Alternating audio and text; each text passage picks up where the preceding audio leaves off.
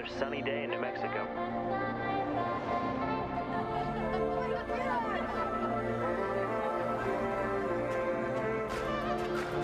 When does it start? Any minute now.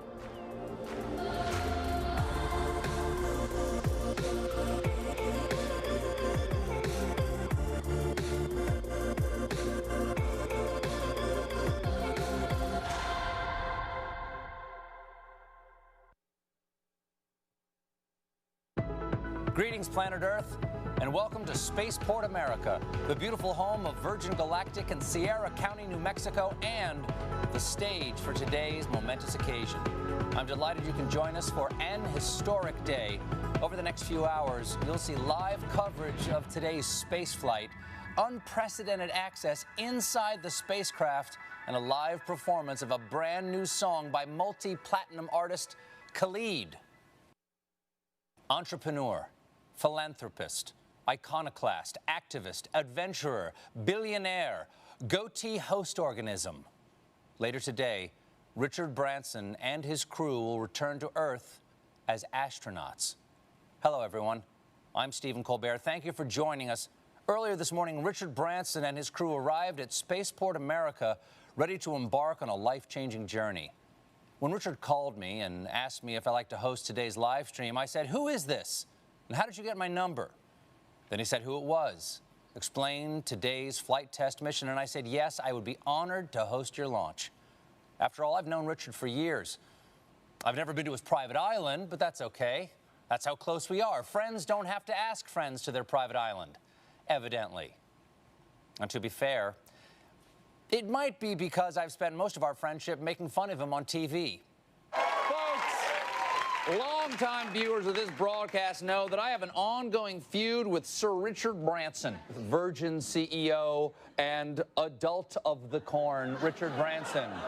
Sir Big Baby here, having what some critics have called facial hair.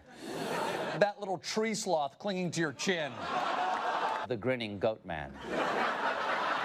A cross between David Bowie and Pan the goat god. His airline. Well,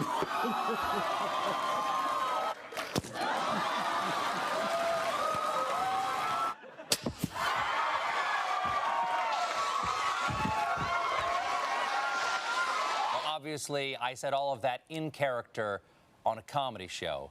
So, Richard, I want you to know, as myself, sincerely, I meant every word. But there is one thing Richard and I do have in common: a deep, lifelong passion for space exploration. That's why Richard founded Virgin Galactic in 2004 with the dream of sending private citizens into space. Now, to do that, he needed to build every part of a whole new industry.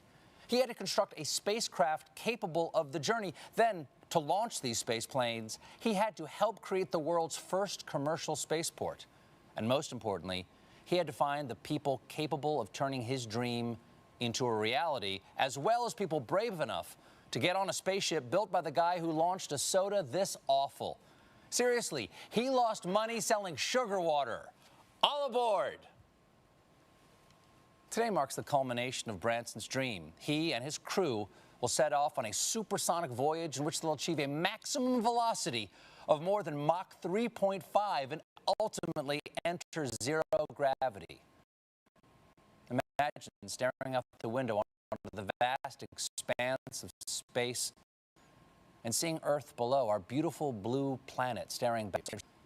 Unless, of course, you're the guy in the middle seat. Then you have to ask the astronaut sitting next to the window to put it all in perspective for you. Oh, and I'm being told that there are no middle seats in space. Thank you, science. It's been a dream of mine to go into space ever since I was a child. Unfortunately, I cannot be on the spacecraft today. I had a thing. Also, I was not technically invited, but Richard was generous enough to give me a spacecraft of my very own. And I will be using this model to give scientifically accurate play-by-play of today's historic events, as well as doing this.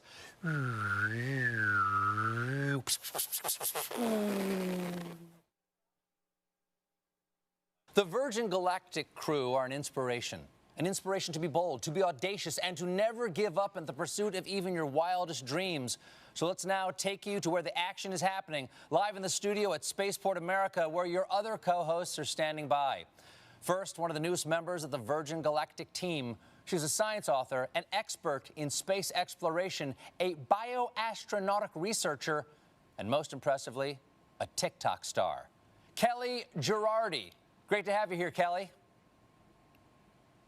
Next up, a man who has flown 2 space shuttle missions and spent time on the International Space Station, where he served as commander and performed a viral David Bowie cover. Here he is, the first man to do open mic in zero-G, Chris Hadfield. Welcome, Chris. And finally, your mission host for today. She's a structures operations engineer for Virgin Galactic, and fun fact, actually got married in the spaceship that will be taking the crew up today, Veronica McGowan. So now I turn it over to Veronica, Chris, and Kelly for more on today's historic flight. Thank you. It's a pleasure to be here with you all, live from Spaceport America. It's a momentous day for Sir Richard Branson, a milestone for Virgin Galactic, and a historic event for the future of spaceflight. Just 7 weeks ago, Virgin Galactic completed the first ever human spaceflight from the great state of New Mexico, and today our founder and his crew will become some of the very few people to have experienced space travel. Let's take a look at how they arrived to Spaceport America.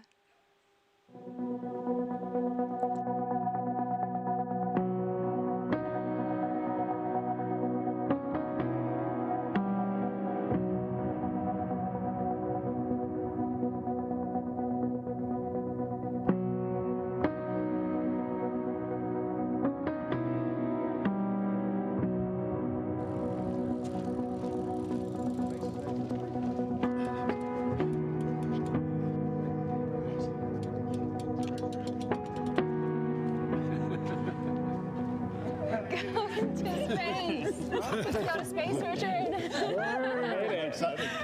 You know more prepared than I do. You're late. Come on, get suited up. Let's go.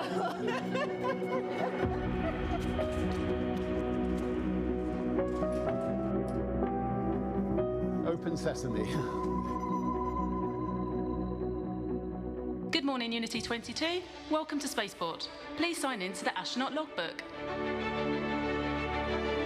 The name's Branson, Sir Richard Branson. Astronaut 001, license to thrill.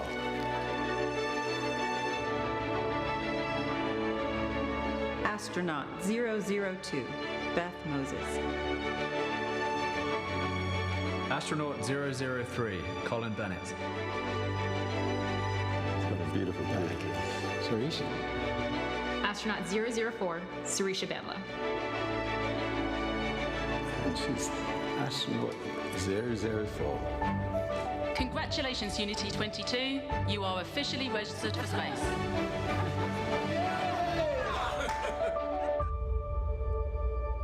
See you up there. Well, way to start off your journey, first on a bike and now on a spaceship. The team is airborne. Here's some footage of them taking off just moments ago.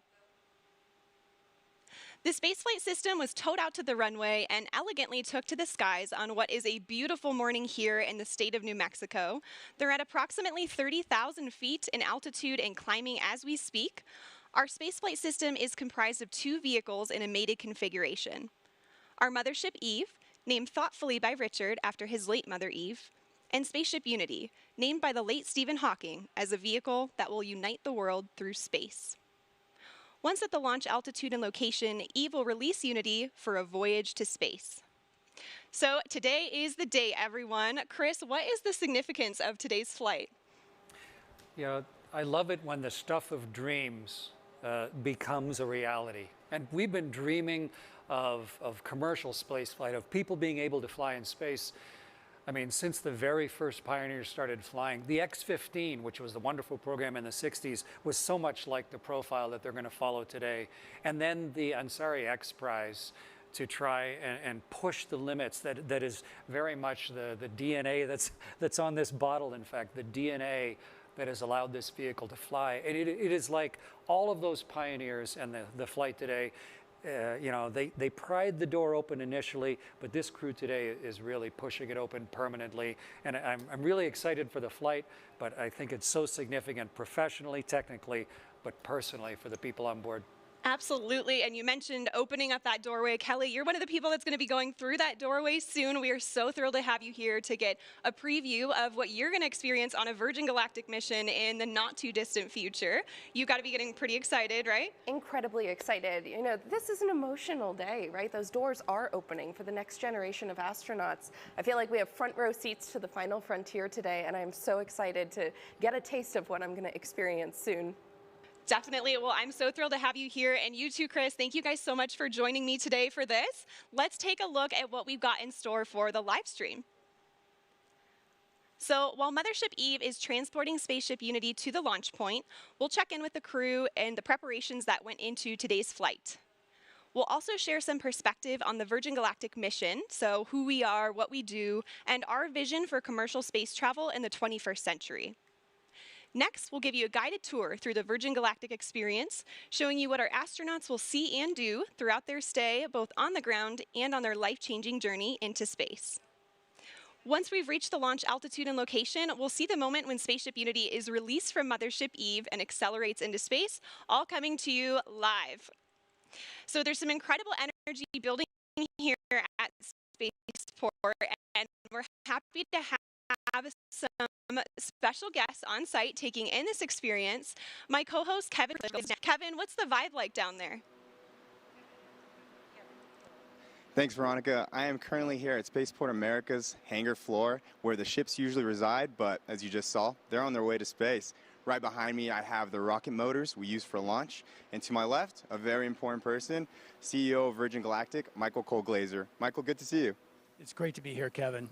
Michael, I have one question for you, and that is, what does today mean? Kevin, this is a landmark moment for Virgin Galactic. It's a landmark moment for the new commercial space industry, and it certainly is a landmark moment for our founder, Sir Richard Branson, who right now is showing that when you have the fortitude to follow your dream, you can make a hugely profound impact on the world. It's a historic moment, because today we are endeavoring to open access to space for all. Can you imagine? Being up there and looking back down has to be one of the most amazing feelings, and we can't wait for more people to experience it. I have to say how proud I am, Kevin, to have all my friends and colleagues who are today's crew representing the entire company. They're opening the door for the astronauts of tomorrow. We're thrilled to be here today and so excited to have all of you watching to be sharing this moment with us. It sure really is a historical moment for us, and I'm excited to be here. I'm going to be out on the street, so I'll see you guys in a little bit, but we're going to send it back to you. Virgin Galactic's mission of sending humans into space requires tenacity, innovation, and an unparalleled drive to succeed. Turns out pioneering a new form of space travel is a tough job, possibly even tougher than my job, where I talk to celebrities for 1 hour a day. But the Virgin Galactic space is to make space itself more accessible and approachable.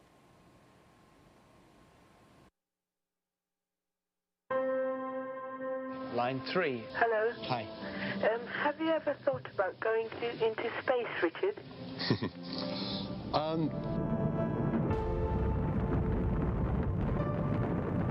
The moon landing was a catalytic moment for me. I remember my dad taking me outside onto the village green, and we just looked up at the moon.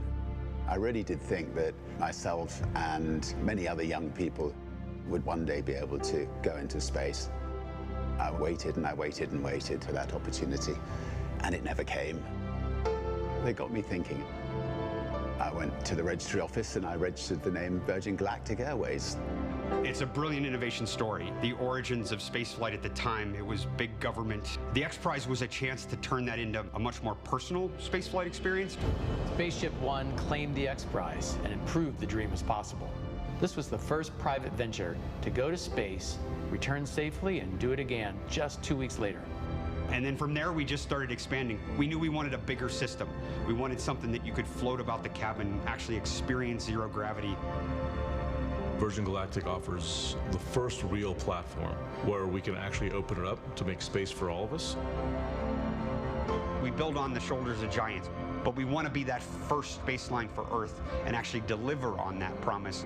We are changing the way humanity views space. We've taken the impossible and we're making it inevitable. I always want to celebrate the team on this. You need heart. You need the best minds. You need the best humans to work on programs like this. The sky is no longer the limit for us. This is an inflection point in human history. 2 astronauts on a tiny television inspired a kid from England. Imagine what greatness can come from a generation seeing Earth from space.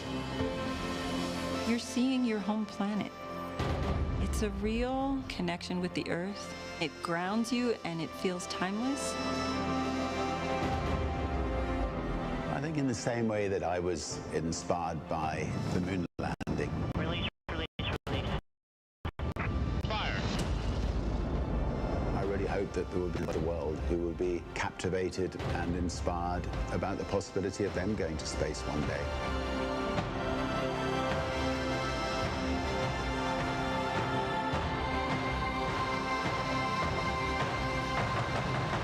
Have you ever thought about going into space, Richard? I'd love to go into space. I think there could be nothing nicer. So if you're building a spacecraft, I'd love to come with you on it.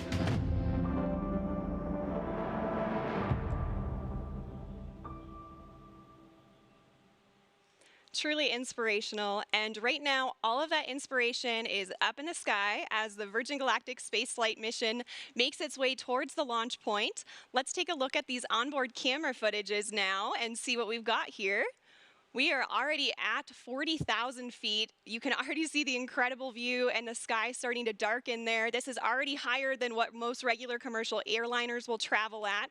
So I'm sure all of our astronauts are taking in that view already and getting really excited and prepared for the mission. Now, Kelly, we hope to connect live with Richard throughout the show here. What would be going through your mind if you were on board with him right now? Gosh, you know, aside from the overwhelming excitement, right, I think it would just be a sense of awe, the hard work and the vision that it took to get to today, and the magnitude of what it means for the next generation of humans who are going to experience the wonder of spaceflight.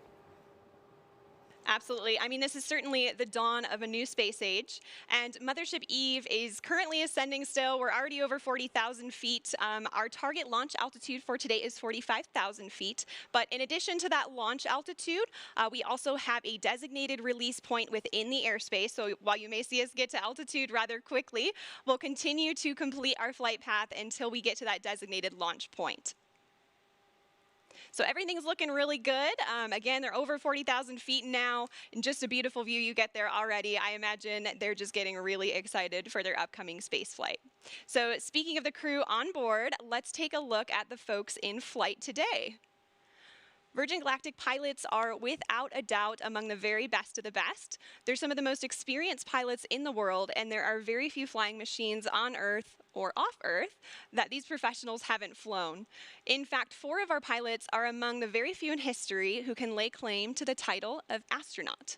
And 2 of them are heading to space again today. Let's meet the crew now. We'll begin with the folks who are supporting today's flight in the chase plane, giving us visuals on the spaceflight system while airborne. Pilot in command of our chase plane today is Jamil Janjua. He's completed over 4,000 flying hours in 48 different vehicles throughout his career, which spans over 20 years in the Royal Canadian Air Force.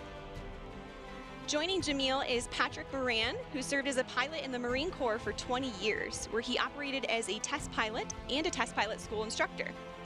He joins Virgin Galactic with over 3,000 flight hours in 34 different aircraft. In Mothership Eve today, we have CJ Sturkow in the left seat.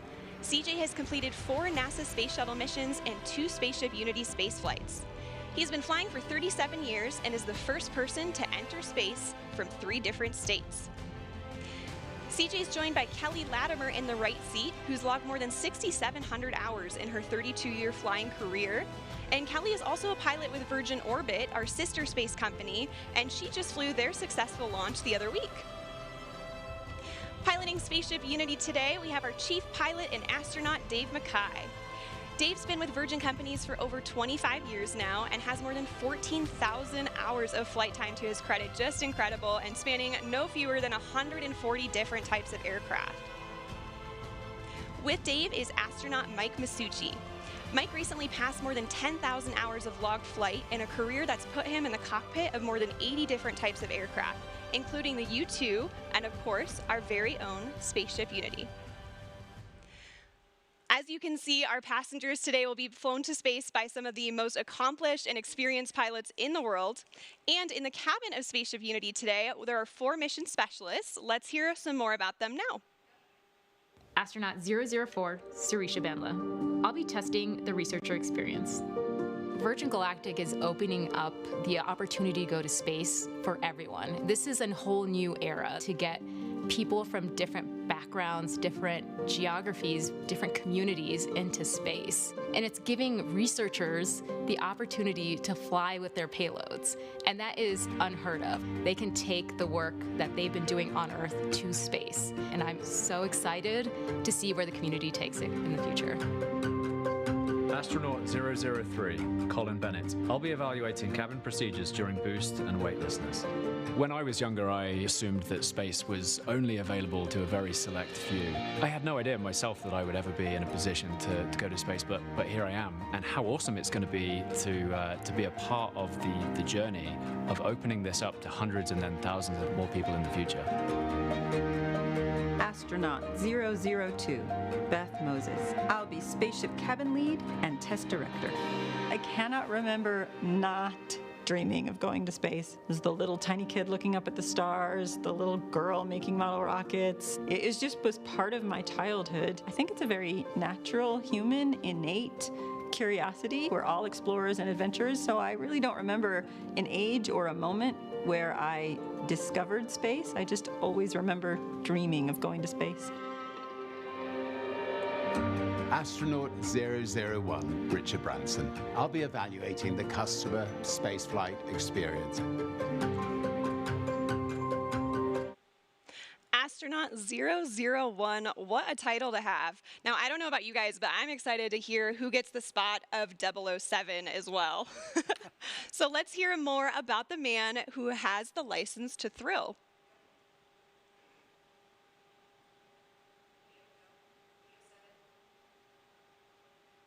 Now, say what you want about Richard Branson, and I have. He has left an indelible mark in the world of business, travel, and entertainment. And it's all been fueled by his restless sense of adventure. And where did Richard get that intrepid spirit? His mother, Eve Branson. She taught Richard to be bold, to be brave, and Richard knows for many reasons today would not be possible without Eve. And he's penned a special letter in tribute to her.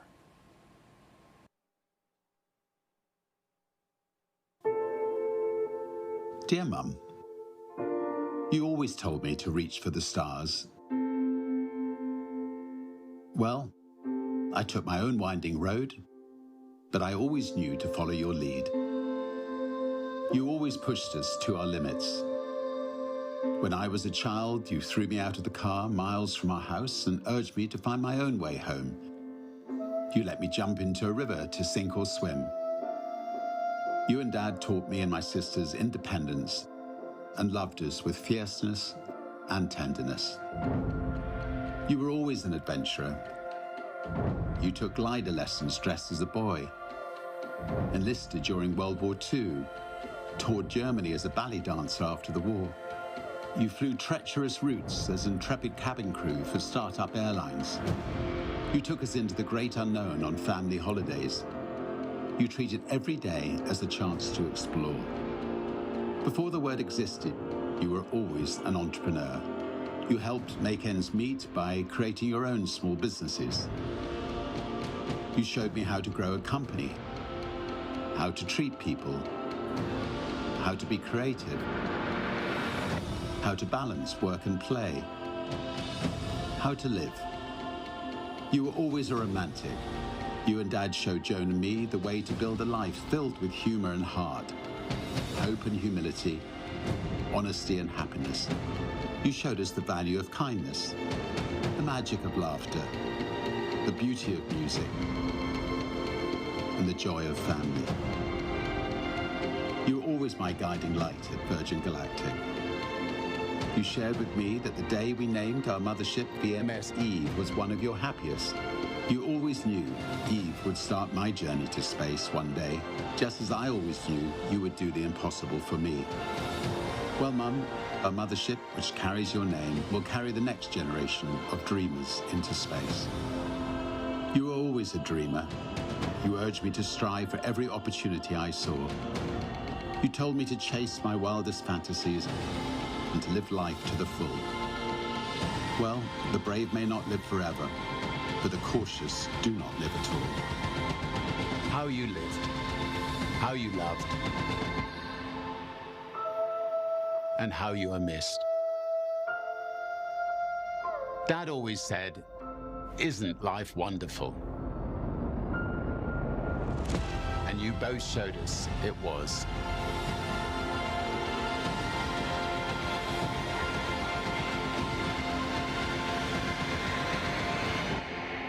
Always.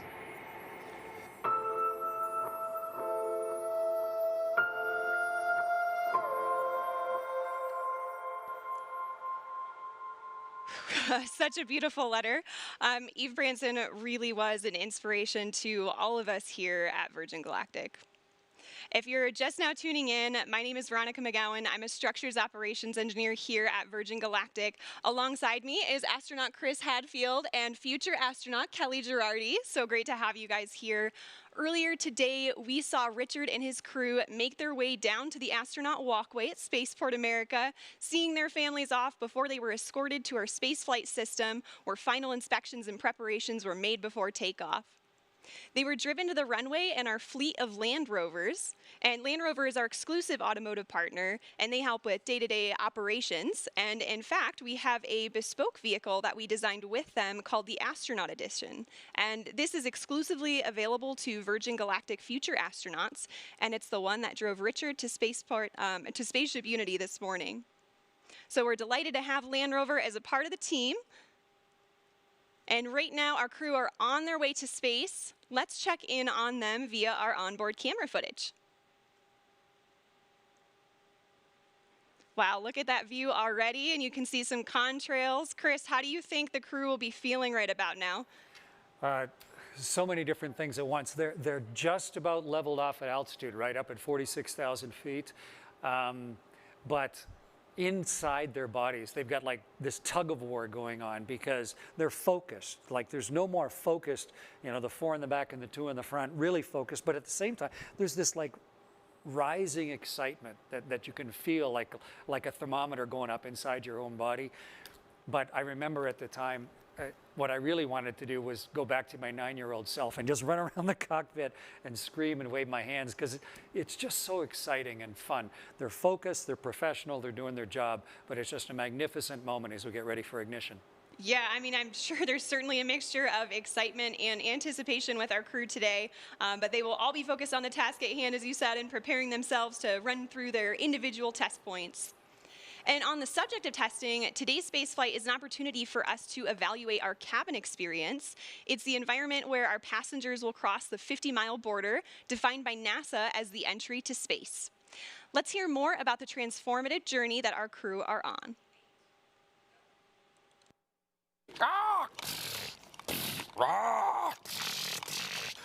You shall. Oh, hello.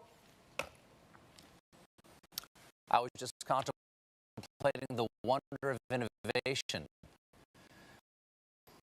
You know, back in 1860, it took 10 days for the Pony Express to deliver a letter from Missouri to a toilet while they vacation on the other side of the world. Progress. But while some technology has grown exponentially, others have remained practically the same. Planes still travel at the same speed they did 50 years ago. We still use the same ground launch system from the early days of space travel, and they haven't come out with a new snow cone machine in years. That's where the innovations of Virgin Galactic come in. What does spaceflight with Virgin Galactic entail? Well, it has a unique combination of revolutionary design innovations that make it like no other vehicle that has ever gone before. Firstly, air launch. Most rockets you see make a loud and bumpy vertical launch from the ground. To launch from the ground requires huge amounts of energy to lift the vehicle from a static start and to propel it through the thickest parts of the Earth's atmosphere. Instead, Virgin Galactic spaceflight starts with a smooth runway takeoff, not dissimilar to a conventional commercial airliner. The spaceship, attached to a mothership, gracefully ascends to the launch altitude of around 50,000 feet, bypassing the thickest parts of the Earth's atmosphere, making it far more energy efficient and far more comfortable for the passengers inside. When the vehicles have reached the launch altitude and location, Mission Control provides clearance for release. Release, release, release. The pilots activate the launch and set spaceship free. Within seconds, the rocket motor ignites as the vehicle starts its rapid ascent toward the stars.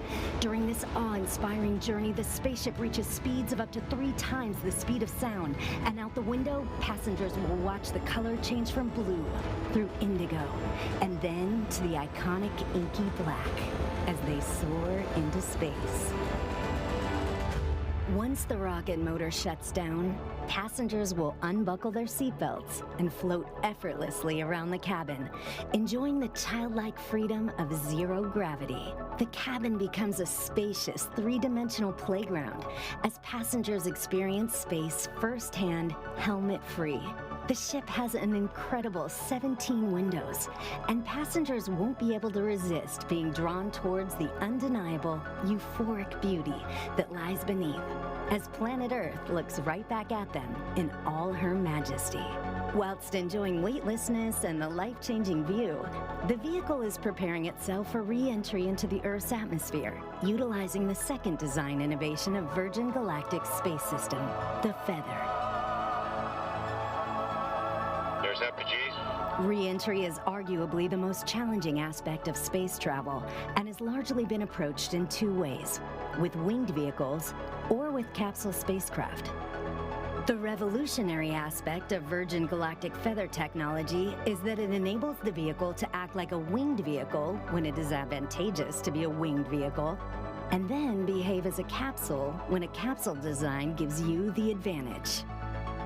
On the way to space, the spaceship folds in half, with the booms moving upward to a 60-degree position as our pilots put the vehicle into an elegant backflip. This points the windows straight back towards Earth, offering passengers astounding and unobstructed views. This maneuver also allows the vehicle to behave like a capsule on re-entry, spreading the friction heat generated from re-entering the Earth's atmosphere across the entire underside of the spaceship and aerodynamically enabling it to reorient itself from any position. Once the ship has slowed down and starts to travel through the thicker parts of the Earth's atmosphere, where a winged vehicle is advantageous for maneuverability, the booms come back down from their feather position and the spaceship gently glides back home safely and smoothly, ensuring a thrilling yet comfortable ride for those on board, and landing on the same runway it took off from. A truly extraordinary design, fit for an out-of-this-world experience.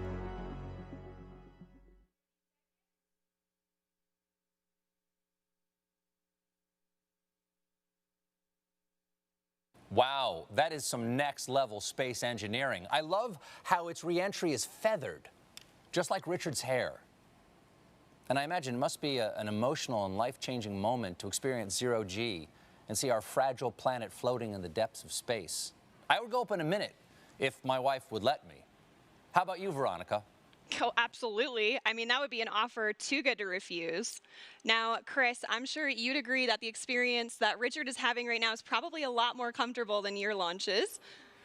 Yeah, I had a chance to fly as part of the space shuttle crew twice, and then I flew on the Russian ship as the pilot once. And it's a little capsule, like they were talking about winged and capsule vehicles. But both of them needed a rocket to get them up above the atmosphere.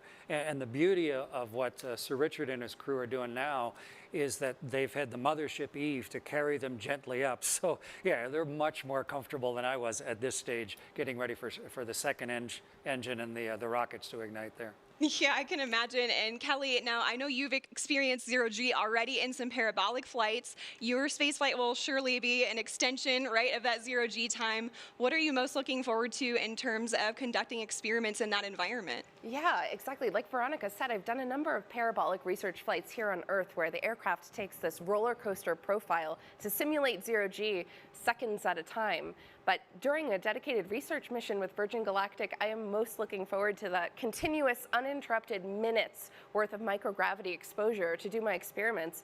It's just an unprecedented time. The next generation of researchers and scientists are going to be flying with their payloads, and I'm so excited for what's to come. Yes, definitely excited for your spaceflight, and I'm very excited that people can experience, not only that personal transformation on spaceflights, but also conduct scientific research. So it's a really flexible platform. I am hearing from our Mission Control Center now that we are about 6.5 minutes out to release. We're getting pretty close. So let's go ahead and switch over to our onboard camera footage for the whole portion of the flight here until landing. I am hearing we're in the middle of our L-10 checks. And L-10, it means we're approximately 10 minutes out from the moment when Mothership Eve releases Spaceship Unity. And this is based on an estimated time of arrival to that release point. So timing may vary a little bit, but the closer we get to that point, the more accurate the estimate becomes. And right now we're about 6 minutes out.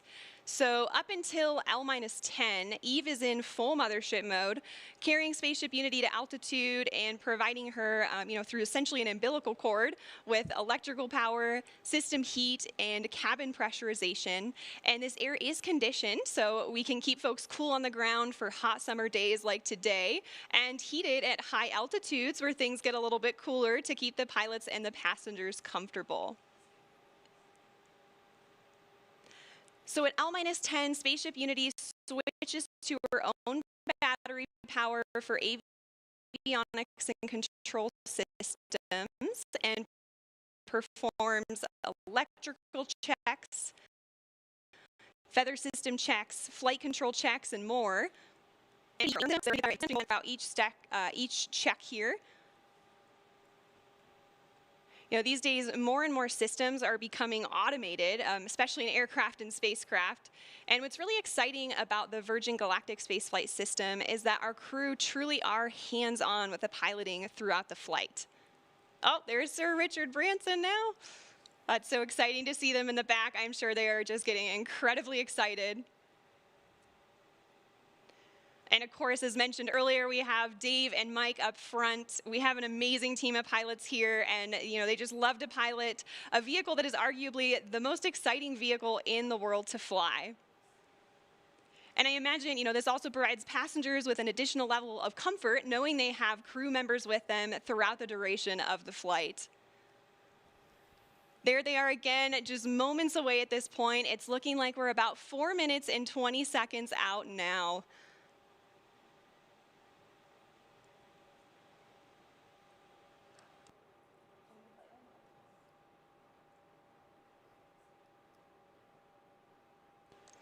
All right, so I am hearing from our Mission Control Center that we have L-4 checks in work now, so we just passed the 4-minute mark. At this point, the pilots are ensuring the spaceship is in its launch configuration after going through the various L-10 checks, just confirming all settings are back in their place and go for launch.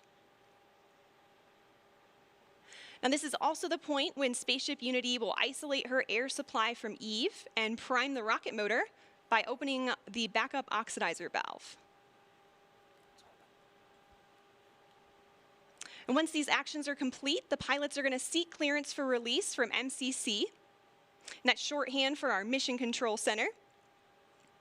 We have 2 MCCs supporting today. Our primary Horizon is located here at Spaceport America, and they're being supported by the Oculus Mission Control Center at our manufacturing base in Mojave, California.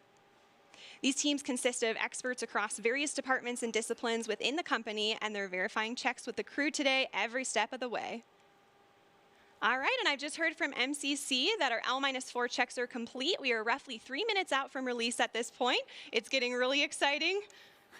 I don't know about you all, but I can feel the anticipation building just watching the screen and looking at their faces. Look at that, they've already got big smiles on.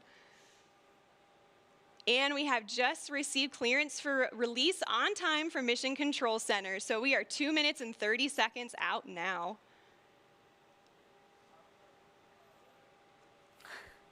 I can only imagine what it would be like to be on board. This must be incredibly exciting for the crew.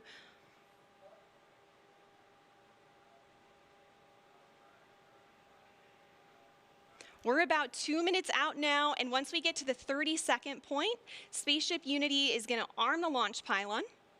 And then once we get to that designated point, the mothership pilots are actually the ones that engage the release, setting Unity free.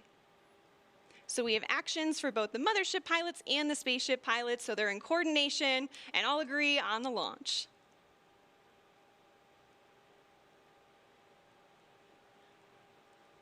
Yeah, it's a hugely exciting and focused moment right now. Definitely. 1 minute and 30 seconds.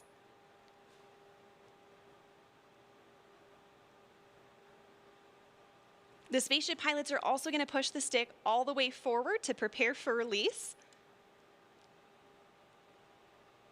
And things happen pretty quickly after the release. So the pilots are going to light the rocket motor and they're going to accelerate in level flight until they reach Mach 1, at which point they'll start what we call the gamma turn, where we turn directly up and head to space. 1 minute to release now. It's getting real. So exciting.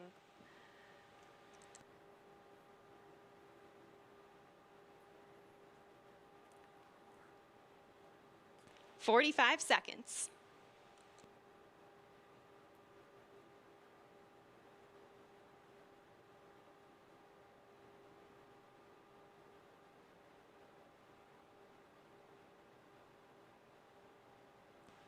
"30 seconds. The Spaceship Unity pilots are arming the launch pylon now. We are armed for release. 20 seconds.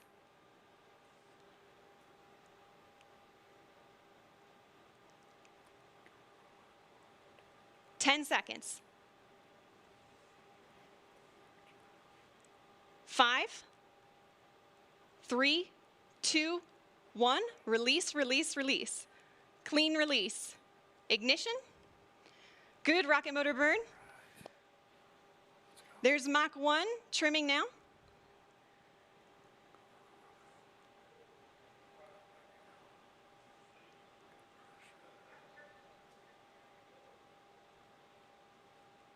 Trim complete. Unity is pointed directly up and heading to space. Things are looking great. We are 25 seconds into the burn now, approaching Mach 2.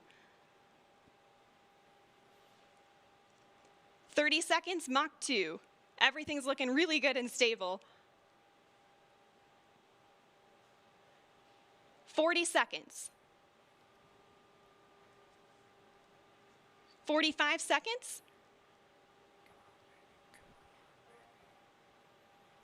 50 seconds, approaching Mach 3. There's Mach 3. And 60 seconds, and that is a full duration burn, folks. We are headed to space. And the passengers in the back have been cleared to unstrap. Our predicted apogee is 279,000 feet and climbing. The pilots are now unlocking the feather, and as soon as they do that, it's going to initiate a backflip for Spaceship Unity. This is normal. We want those windows pointed down towards the Earth to maximize that incredible view. So feather is coming up now, and the pilots are also enabling the RCS, or Reaction Control System, which is what they'll use to control the attitude of the vehicle while we're outside the atmosphere.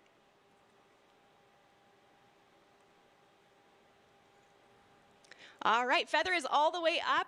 We are at about 250,000 feet now and climbing. As soon as we cross the boundary to space, we'll hear a word from our founder, Sir Richard Branson.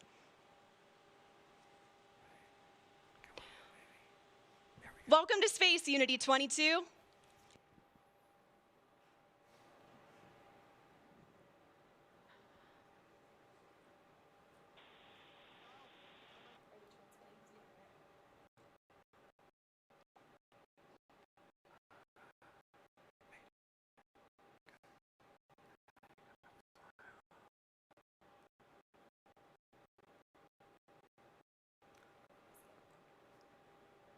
So it doesn't sound like we're cameras recording things on board today, and we'll be sure to capture his magical words and share them with the world when they're available. We reached apogee 282,000 feet. Remember the day, remember where you are, and remember who you shared this with, and remember the name Virgin Galactic, because today, space is virgin territory. The culmination of a life's work, more than a half a century since the world rejoiced in and was transformed by humans leaving planet Earth, Sir Richard Branson fulfills his long-held dream of experiencing space with his crew. Congratulations again, Richard, and congratulations also to Sarisha and Colin on becoming astronauts today. And welcome back to space to Dave, Mike, and Beth. Oh, you can see them now?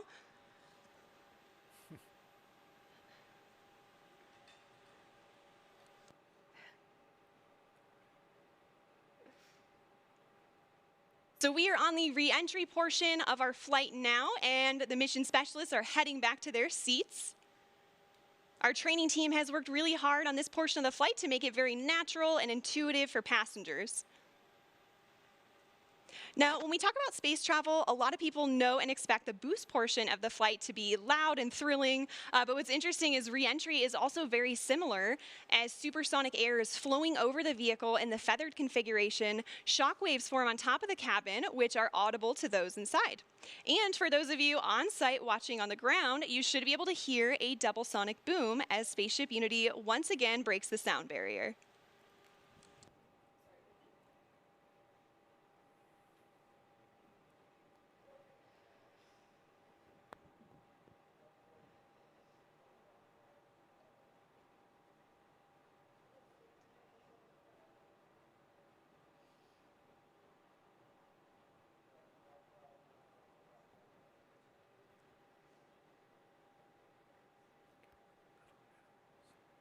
All right, folks, we are now subsonic, just under 75,000 feet in altitude.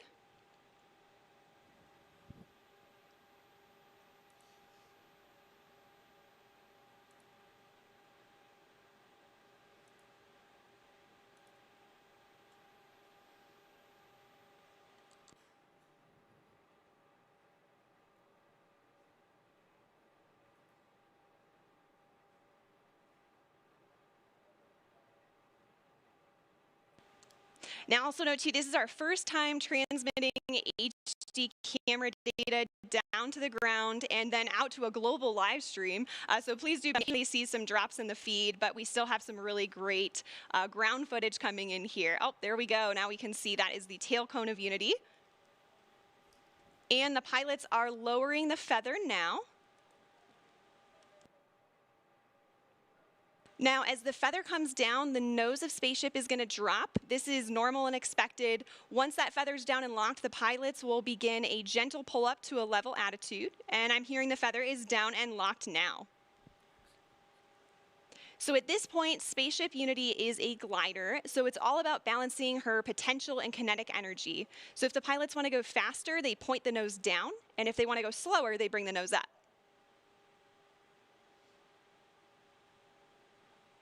And right now I'm hearing the crew's listening to a special soundtrack for the glide. It's the latest release from Khalid, a track called New Normal. And all of us will get to hear that on Earth during our celebration, so stick around for that.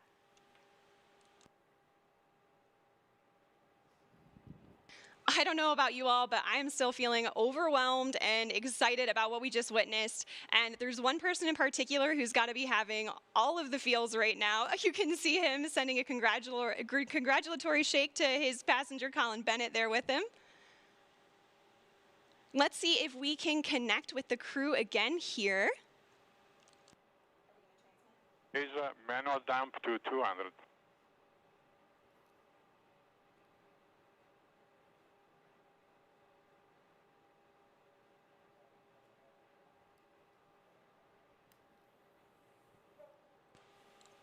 So, Richard, you just went to space. This has got to be the ultimate birthday present for you.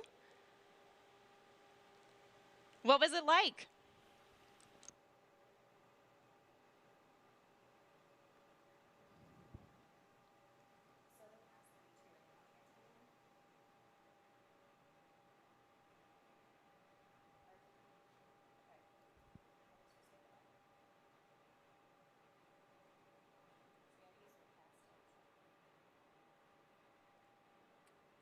All right, folks, again, sorry, we're not getting that transmission through the live broadcast, but again, we do have lots of recording devices aboard the spaceship, and we will be sure to release some footage of Richard and the crew up there today.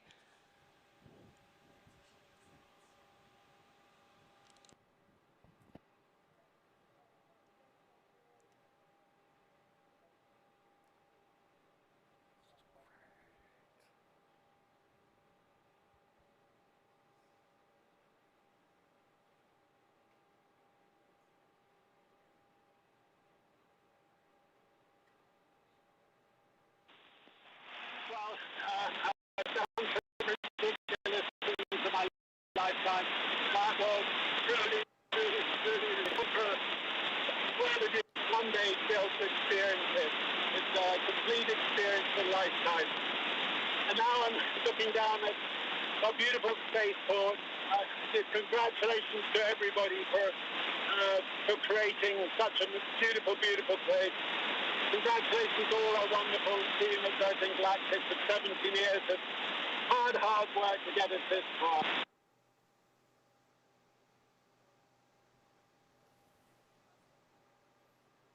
All right, so I'm still happy we could catch a little part of that. It seems like there's a little bit of a delay in the transmission there. It does have a long way to travel. But you could tell by the smiles on their faces, they just had the ride of their lives. We are so excited for them to land and party the rest of the day with, like astronauts, in the typical Virgin fashion.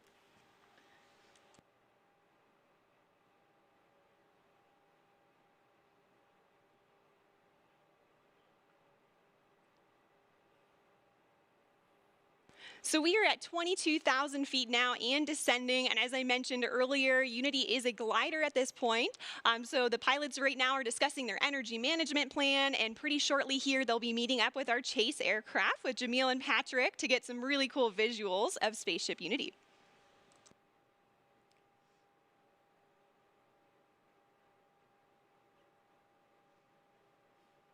Now, as the crew and spaceship make their way across the desert, they are gliding over one of the most remarkable landscapes in the United States and the largest desert in North America, the Chihuahuan Desert.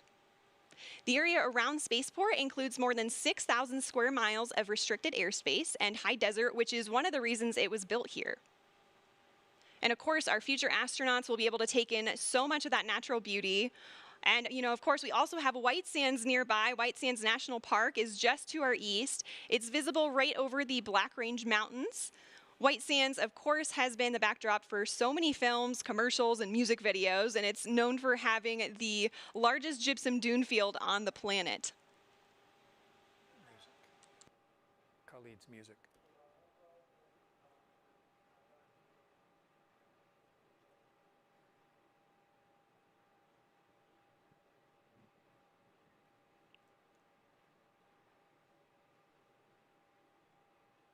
So also nearby is the Oregon Mountain Desert Peaks National Monument, and that's nearly 500,000 acres of protected land that our guest families will be able to experience.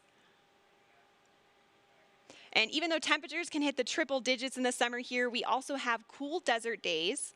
And fortunately, our pilots and crew can stay comfortable thanks to their spacesuits. They were designed with our technical spacewear partner, Under Armour, and they're absolutely beautiful, as you can see on the crew there. They're lightweight and made of flight grid knitted fabrics, which forms the spacesuit and also helps regulate their body temperature.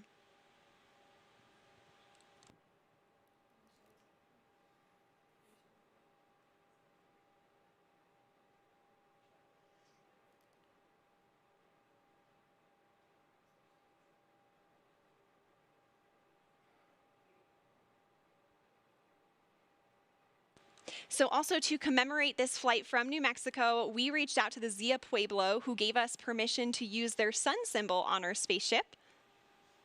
This symbol is also a part of the New Mexico state flag, and it's embedded with symbolic meaning.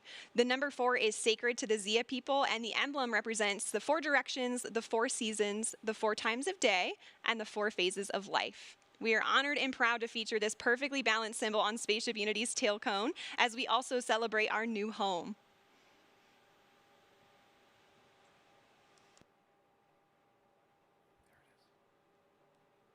Oh, you can see the chase in the background there outside of Richard's window. The pilots are coordinating with Chase now and discussing their energy management plan. They're at about 9,500 feet in altitude, and the runway out here at Spaceport America is around 4,600 feet in altitude.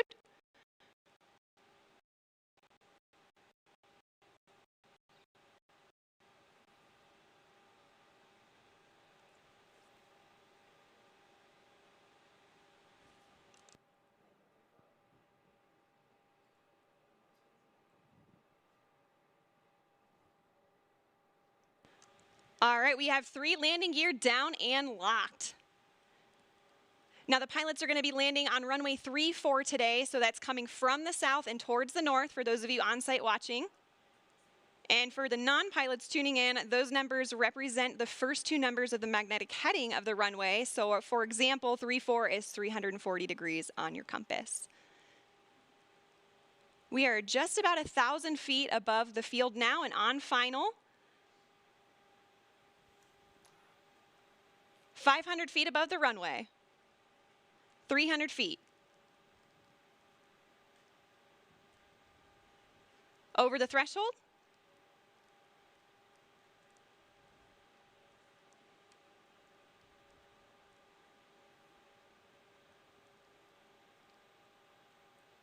Main gear touchdown.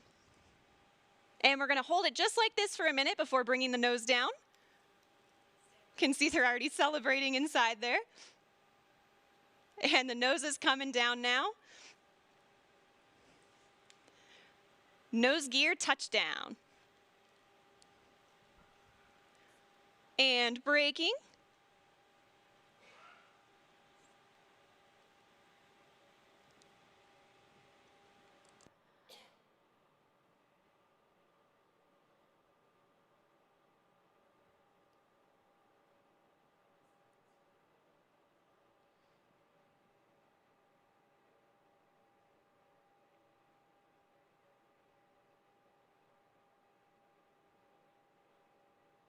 Look at that incredible drone footage here as we come in.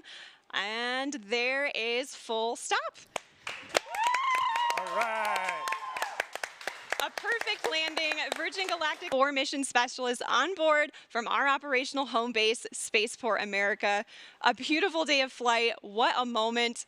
Congratulations to everybody on board, and of course our very own spaceship Unity, who returned to space today. And of course we also saw beautiful flying from our Eve crew, CJ and Kelly, and brilliant work by our chase pilots, Jamil and Patrick, all of whom are still in the air right now. Great job to you all. Ladies and gentlemen, there it is. More than half a century since the world rejoiced when humans first achieved spaceflight, Richard Branson fulfills his dream of experiencing space travel. Congratulations to Richard and Virgin Galactic. Congratulations also to Colin Bennett and Sirisha Bandla on becoming astronauts. And also a welcome back to space for David Mackay, Mike Masucci, and Beth Moses. Well, stay tuned, folks. We will be hearing more from our astronauts later in the broadcast, and we also have a special musical performance to celebrate today's milestone. But first, let's hear some thoughts on the flight. Chris, you've returned from space several times now, both on a capsule and a space shuttle. How does this landing compare to the landings you've experienced? Well, obviously, that's a much more gentle landing than a capsule on my Soyuz flight. The shuttle 2 times is quite similar to what the crew just went through. But for them, of course, it's such a personal experience now. And what are they going to do with this? How are they going to take this amazing view of the Earth that they've just had and the kind of brave new nature of what this whole team has just accomplished?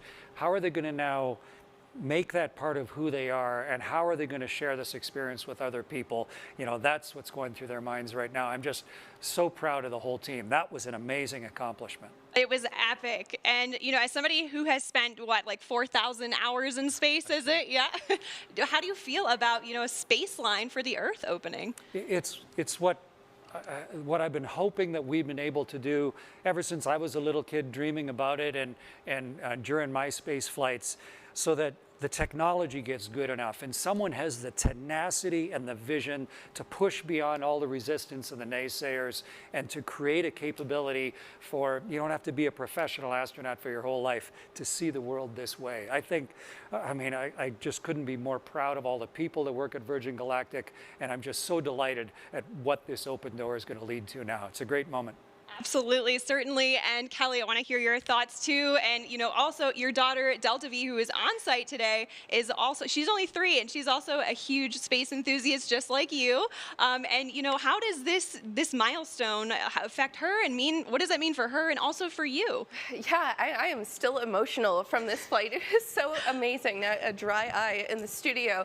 But, when I think of my daughter on site, just like you said, it's like, this is what it's all about. It means the world to me. That not only that she was here to witness history today, but that she's going to watch me, her mom, become an astronaut. That's going to be normal in her mind. That's just another thing moms do. Of course, they go to space.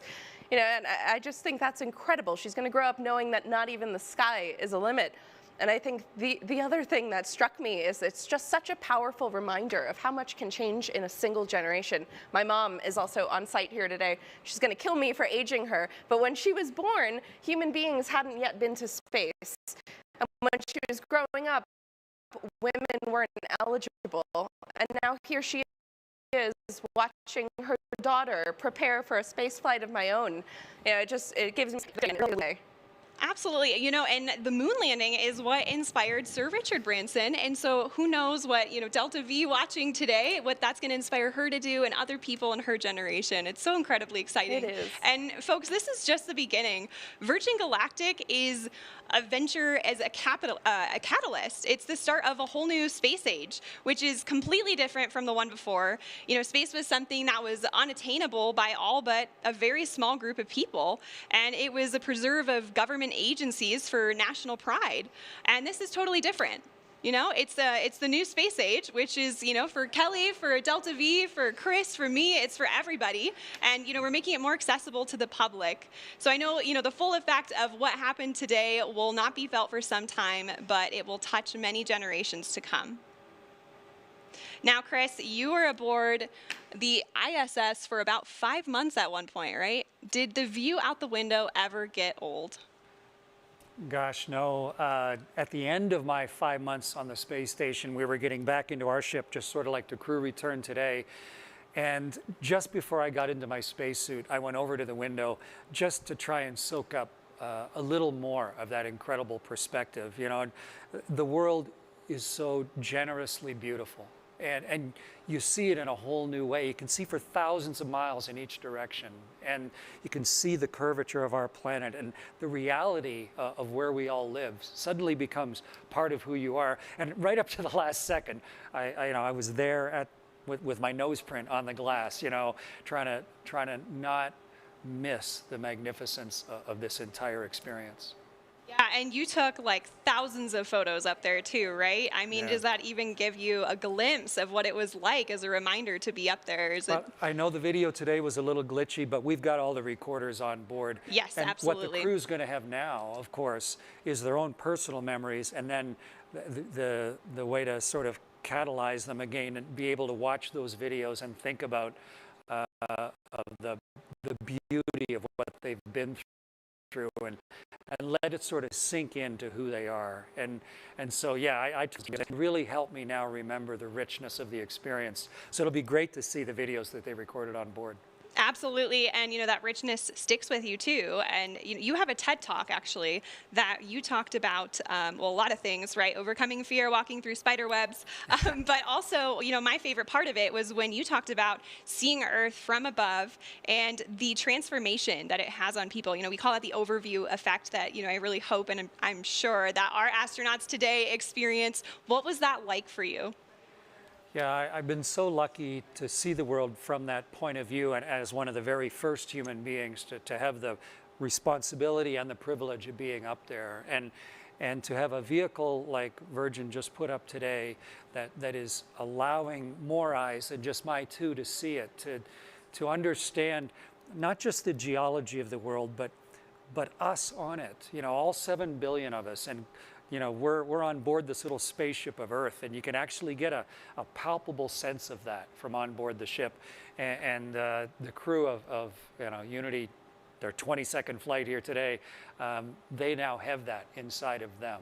And all the subsequent crews. Kelly, when you fly as well, you're going to have a chance to sort of shift your permanent perspective of how all this works. Go from being a two-dimensional human to now suddenly really understanding the 3 dimensions and what this planet truly looks like.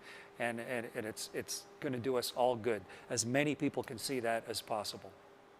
Absolutely. And, you know, Kelly, I know you're going to be conducting a lot of experiments on board while you fly with Virgin Galactic, but I hope you're taking some time to look out the window and enjoy that too, right? I'm going to have to carefully choreograph precious time at that window just to soak it in and enjoy the moment and be in the moment. Definitely. And, you know, while we're waiting for our crew to disembark now, can you actually tell us a little bit about your experiments? Yeah, absolutely. So I'm going to be flying healthcare and fluid experiments on board my research flight. The first one is the AstroSkin. It's a wearable sensor system designed to monitor how spaceflight affects the human body. The cool thing about it is the AstroSkin is currently worn on board the International Space Station by astronauts, but my flight will be the first time that we're collecting data during launch, re-entry, and landing. So I'm really excited to contribute to some novel data collection for the next generation of astronauts. Another experiment I'm flying is a fluid experiment designed to evaluate the behavior of liquid in a confined environment in microgravity. That's also going to be fun because I'm going to be interacting with a fluid cell that has a camera attached to it, and data collected from that experiment can help inform, you know, new technologies related to life support systems or novel designs for syringes for administering medicine in space. So I'm very excited for the opportunity to take my payloads with me to space. Absolutely. Well, that's so cool. I am hearing that our Chief Medical Officer, Tara Castleberry, is approaching the vehicle now, and they are going to do a medical debrief with the crew. So we'll see that here momentarily. And our crew is actually going to join us later in the broadcast, where they will receive their astronaut wings. So, Chris, I'm sure you have a vivid memory of the day you received your wings.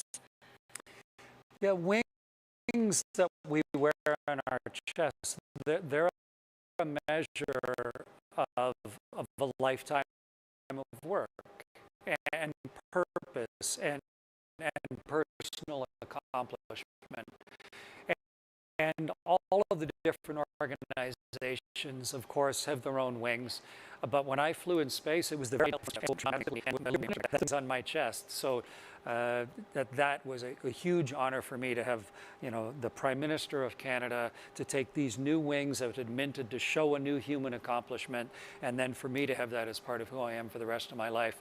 And so it's a huge honor for me that I'm going to be part of that ceremony for these folks that just flew now. I was just going to say, now you get to return that honor to the crew today. It's so exciting. And you have a really important role to help present those astronaut wings. So we're all looking forward to seeing that. As our pilots and passengers prepare to make their way back to Spaceport, let's hear a little bit more about our special musical guest who will celebrate their arrival.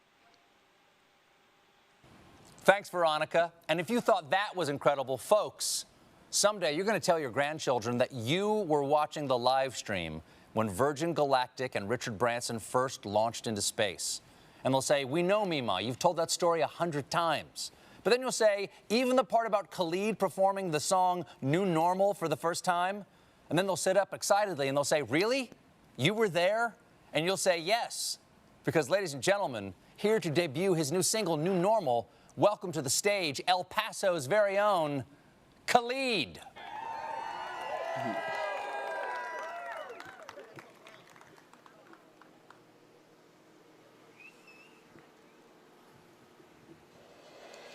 You find your ways never enough. Though it's been tough for you, losing touch, but summer has its end sometimes. And although I can't promise you much, you'll be fine. You'll be fine.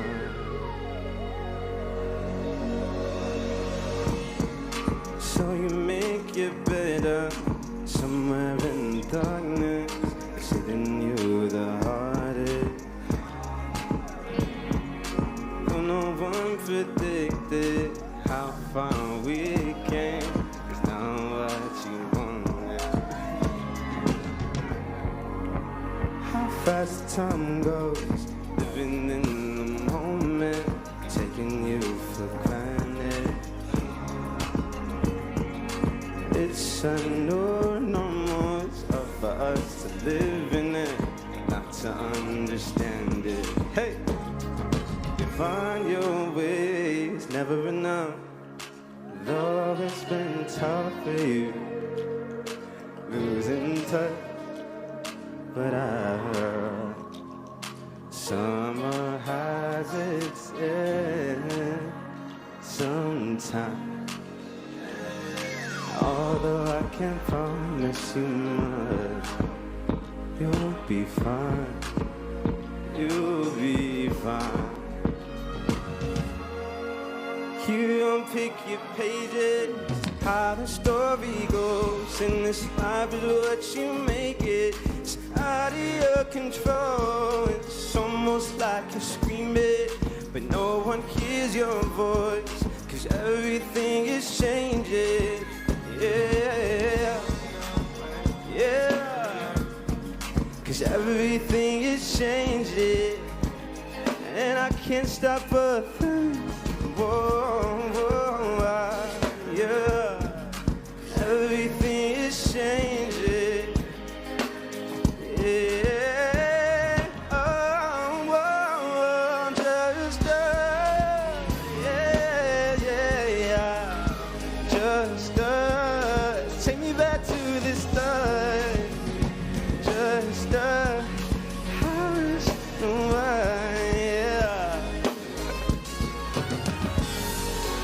find your ways, never enough. Though it's been tough for you, losing touch. But summer has its sometimes.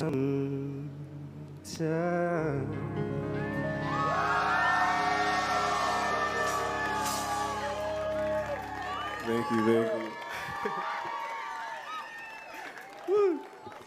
All right, this next song right here, it's the fun one. This one right here is called Better. Thank you guys for joining me.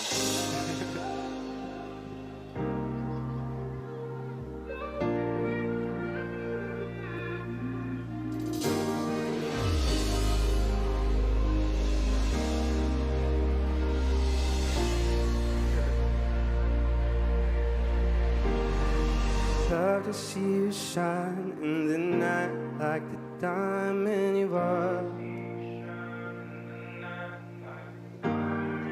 I'm good on the side, it's alright, just so me in the dark. No one's gotta know what we do. Hit me up when you're bored. Oh, nah, yeah. 'Cause I live down the street, so we meet when you need, and it's yours. All I is, nothing feels better than this. Nothing feels better. Nothing feels better than this. Nothing feels better. No, yeah. We got high. This is what you like, I admit. Yeah. Nothing feels. You say we're just friends, but I swear when nobody's around. Hey, you keep my hand around your neck, we connect. Are you feeling it now? 'Cause I am. I got so high the other night, I swear to God, I felt my feet lift the ground. Hey, hey. Back against the wall, this is all you've been talking about. My end, nothing feels better than this. No, no, yeah. Nothing feels, hey, hey. Oh, now we got high. This is what you like, I'll admit, yeah. nothing. No, left, right. Take it back, bring it side to side, like that, right. No, left, right. Take it, yeah. Oh, yeah. Nothing feels, yeah. Nothing feels better. Nothing feels better. No, yeah. Now we got a heart to see what you like. Hey. Nothing feels better than this.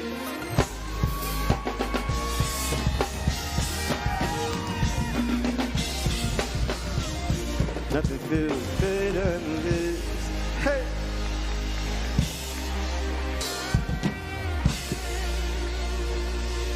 Thank you. I have one more song for you guys. This one right here is called Talk. Hey, how you doing up there? Y'all good? All right. Can we just talk? Can we just talk about where we're before we get lost? Limit your thoughts, can't get what we want. Never felt like this before. I apologize if we're moving too far. Can we just talk? Can we just talk? Figure out. Hey, yeah. Starting off right, I can see it in your eyes. I can tell that you want more. What's been on your mind? There's no reason we should hide. Tell me something I ain't heard before. Hey, you've been about it, and it's you want more. So stop about it. Can we just talk? Yeah, can we just talk? Talk about love before we get lost. Limit your thoughts, can't get what we never felt like this before. I apologize if we're moving too far. Can we just talk? Can we just talk? Yeah. Oh, nah. Penthouse view, got some flowers in the room. I'll make sure I leave the door unlocked. I'm on the way, swear I won't be late. I'll be there by 5 o'clock. Hey, you've been about it, and it's me you want. So stop about it. Can we just talk? Can we just talk? Yeah, yeah, before we get lost, yeah, let me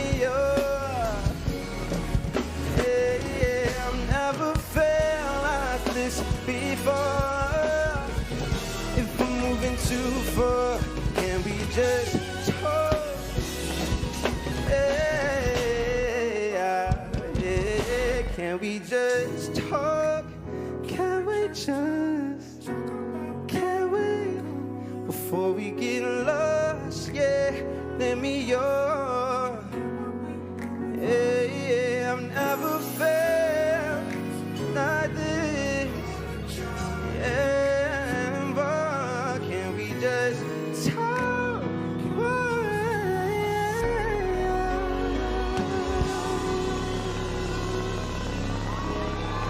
Oh my God, thank you guys so much. Thank you, Virgin Galactic. Thank you guys.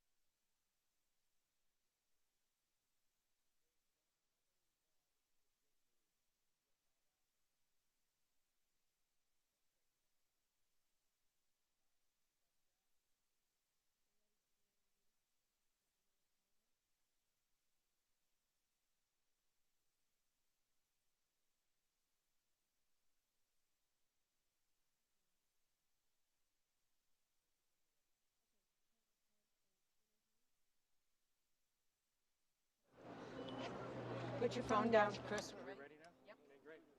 Waiting on your go. Go. Didn't hear you.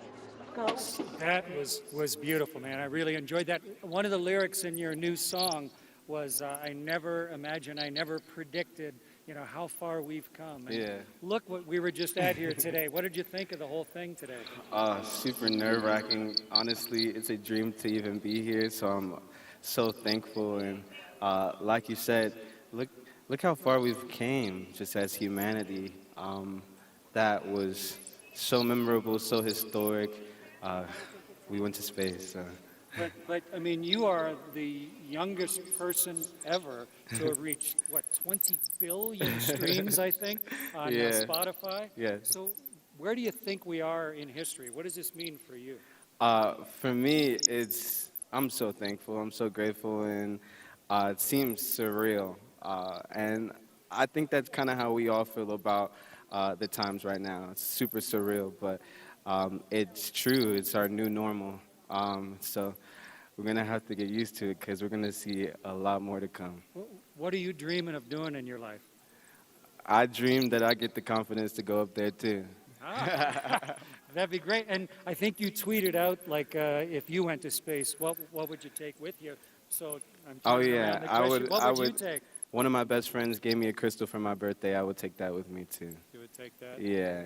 I really cherish my friends. Well, that was just beautiful listening to you on stage, and I'm so delighted to have a chance to get to know you and to share something so magnificent with you here today. I really appreciate it. Thank you. And I've been lucky enough to fly in space myself, and you are going to love the experience when you have a chance to go. I know I will. Yeah, I've been outside of a spaceship, watching the world turn underneath. Unreal. And what we really need is ships like this one that's behind us that can let people get up there, people with your kind of talent. Yeah, make it conventional for everyone to go But your there. kind of talent to then share it in a way that other people can really understand. Oh, you're too nice. Thank you. I really appreciate that. So I'm really excited. You think maybe, you're one of the great singer-songwriters. Do you think maybe some of the stuff you've seen today is going to inspire you? Oh, no doubt. No doubt. It inspired me already. It's just such a delight to see your talent in a place like this on a historic day. So beautiful. Yeah, I'm happy to be here. Congratulations to you. Thank you so much, Virgin Galactic, as well. I really appreciate it because none of this would have happened without you guys. Everybody, all the engineers, everybody working on set. I really appreciate it. So, Khalid, you see right there is the door that you get in through. And then you get into your seat, and then you could have a chance to go experience that for yourself. Yeah, we'll see. We will see. I think you'll love the experience. To be able to not just get up on stage and see all the thousands of people, but to get so far up and see the world. It's just a wonderful, beautiful experience. So congratulations. Thank you so much. And a wonderful day to be together. Oh, I really appreciate it. Thank you, guys.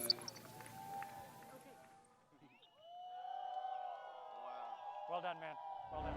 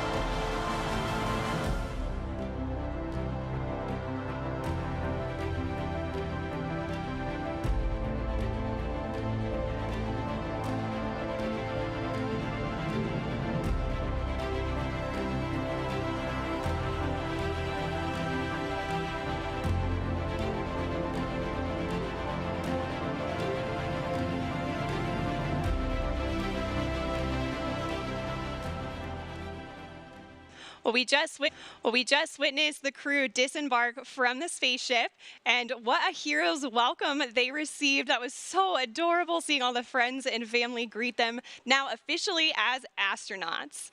Now we're going to give them just a minute here to freshen up. They're entering Gaia now, which is what we call the first level here at Spaceport America. So like I said, they're going to get an opportunity here to just freshen up. But while we wait, let's hear more about some of the other Virgin companies in our Virgin family. If we can do this,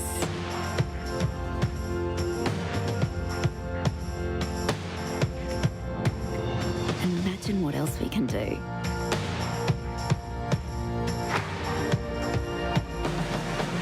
If we can go here,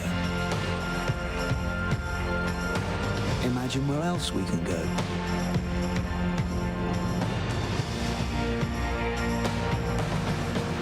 If we can feel this. 3, 2, 1, release, release, release. Fire, fire. Imagine what else we can feel. We can change this. Wow, look at that view. Welcome to the club, astronauts. Imagine what else we can change.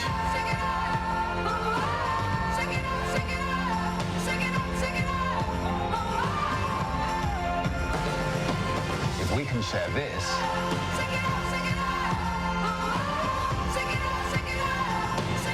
We can. We can. We can. We can. we can.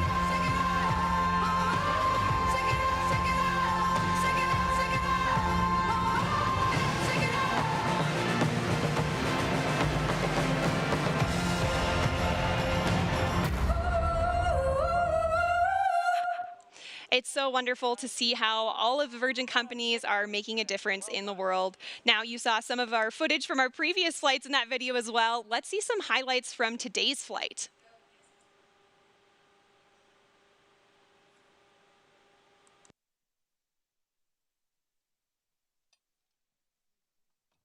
So this is the crew at the end of the apron here. And you can see Richard getting out of his Land Rover, getting ready to board spaceship with the crew. And there they are, getting fastened into their seats and getting ready for takeoff.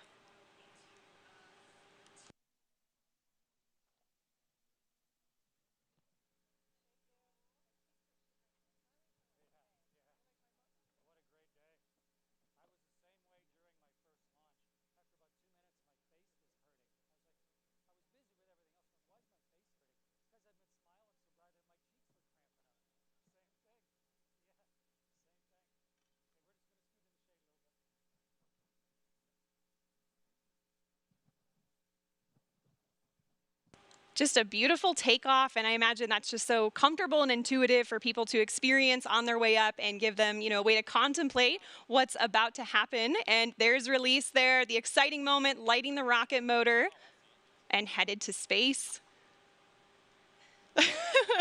That's so cool. So you can see the moment when they release right there.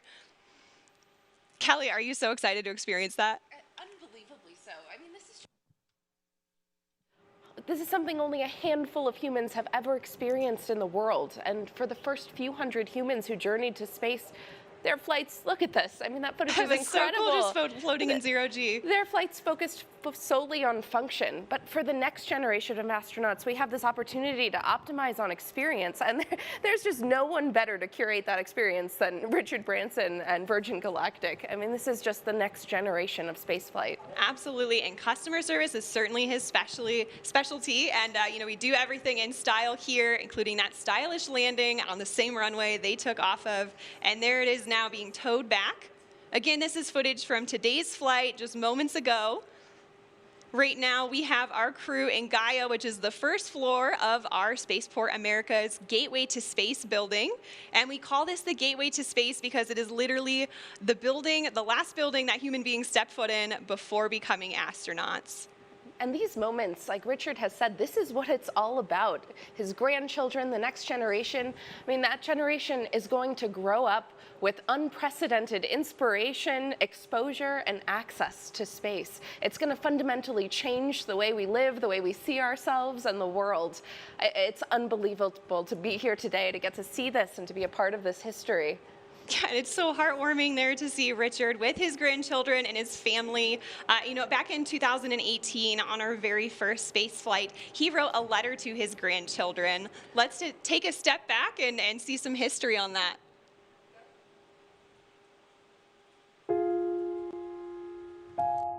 A letter to my grandchildren. My dad, your great-granddad, was an extraordinary man, full of wise words. He would often remind me that life is wonderful, and it is that simple truth which has driven me as I built businesses, raised my family, and embarked upon my many adventures. You are at the very start of life. It is an incredible gift, and it is there for the taking. It will deliver highs and lows, but by living it to the full, by always trying to do the right thing, and by keeping a childlike sense of adventure, it will indeed be wonderful. I used to think of space as a destination, but I now realize it's a journey with some amazing milestones along the way. Your lives will be transformed by space, and it will give your generation the planetary perspective on which the future of humanity rests. That we're all in this together, fellow travelers on Spaceship Earth.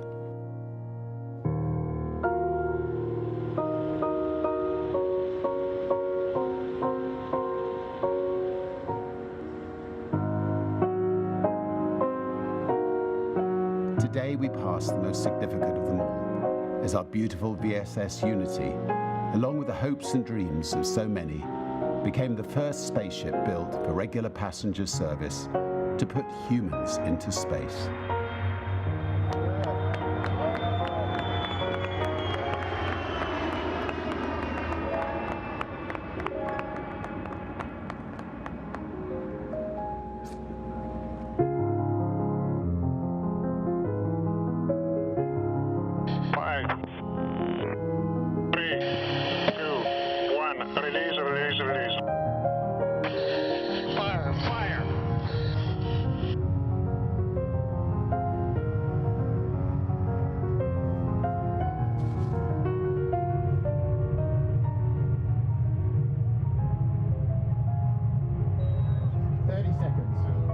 Control.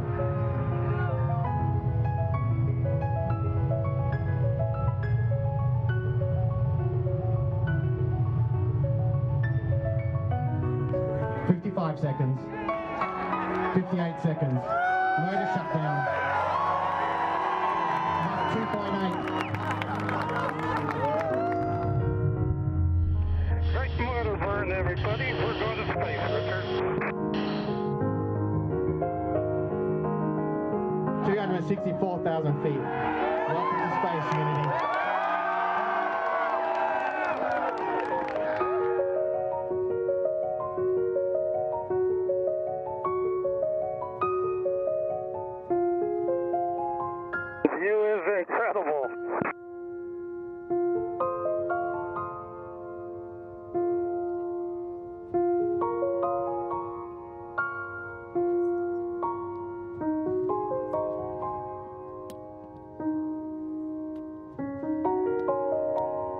Check that out. We can see Mexico.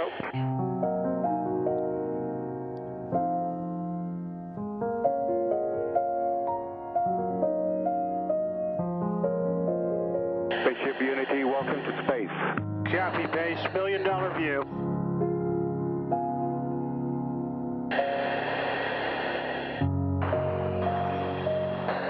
Apogee.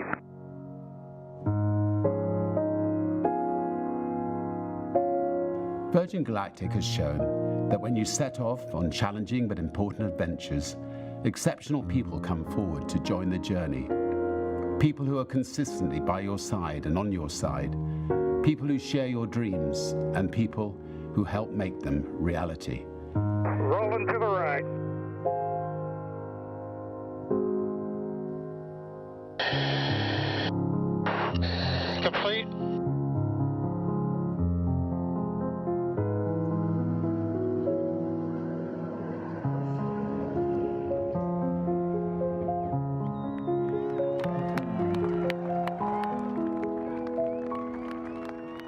As I watch Unity and her brave pilots soar upwards into space today, my vision blurred by tears, I could hear your great-granddad whisper once again in my ear, "Life is indeed wonderful."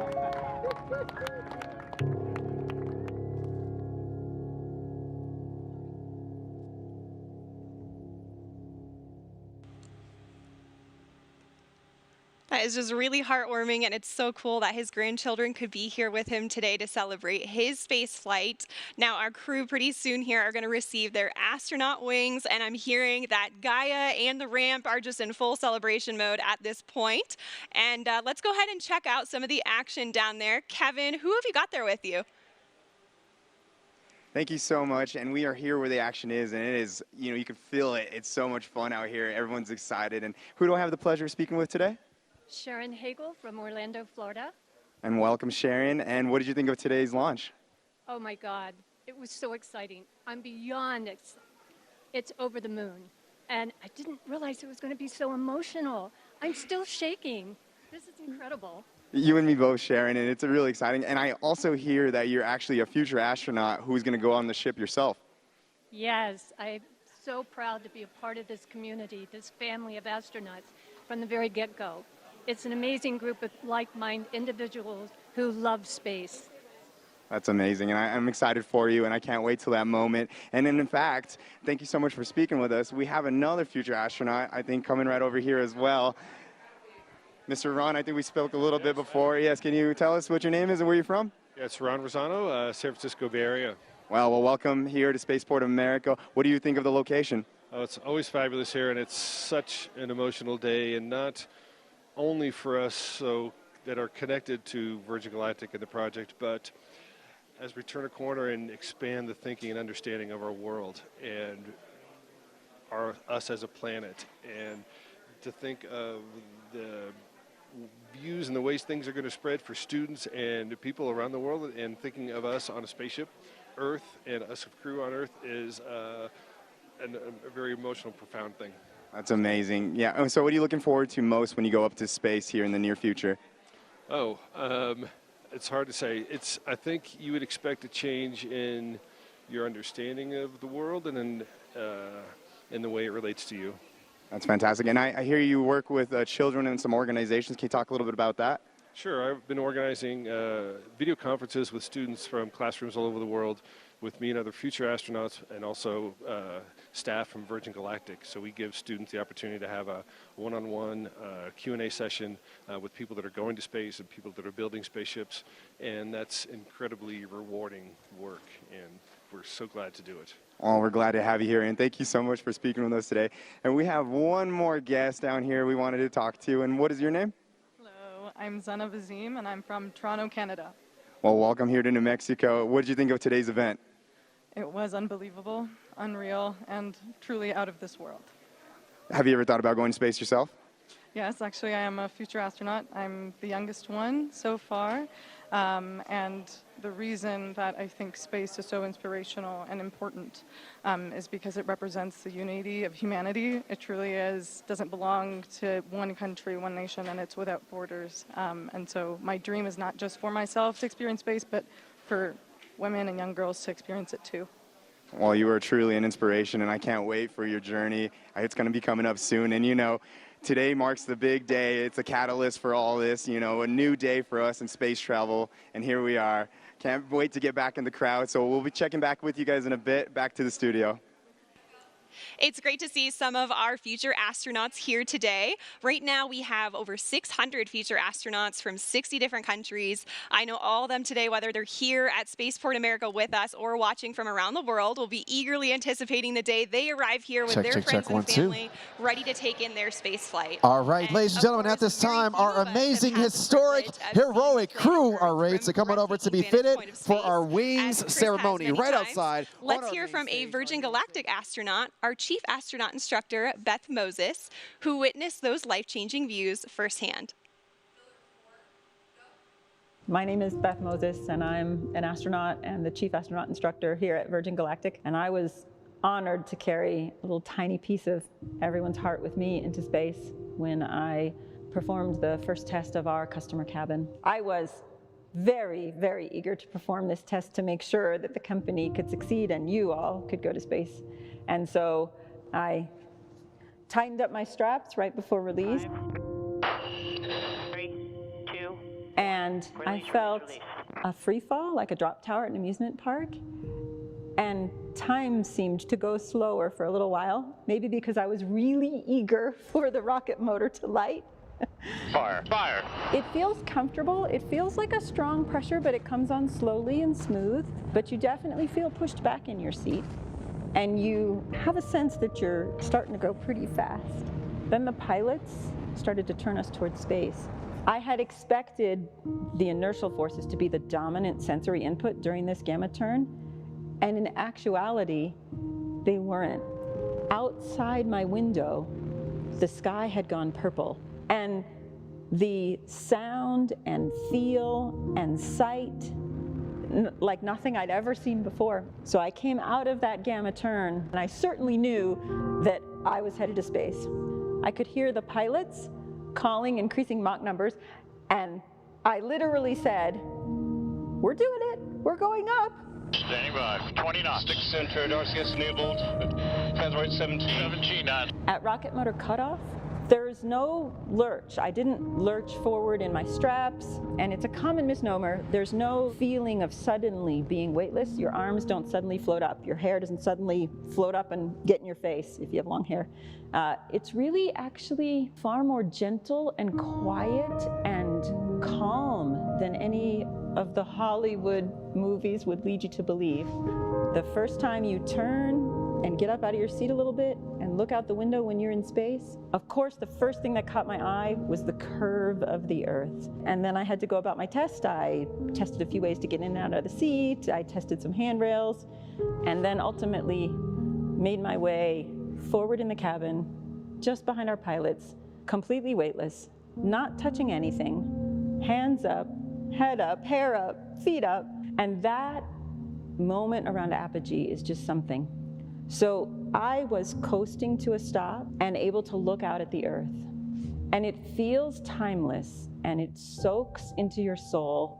The sky, space, is just this deep, deep, endless black. And then the most compelling thing is the Earth below you. The vista below you is unreal. Beneath me was just this bright, bright, high definition Earth, like in all her glory, Mother Earth. Pictures do not do it justice, and I believe everywhere you fly, there will be something magic about the Earth, and here in New Mexico, you're gonna have the Hope Diamond, because White Sands is right next to the runway. And I think it's amazing that you are stopped and still, and your body has a chance to slow down, and you get this, forgive me, God's eye view of Mother Earth. That stuck in my soul. It's gonna stick in everyone's soul. It's amazing. It's one of the greatest things I've ever seen. I cannot wait for Richard and everyone to experience this and let it soak in and let it do good.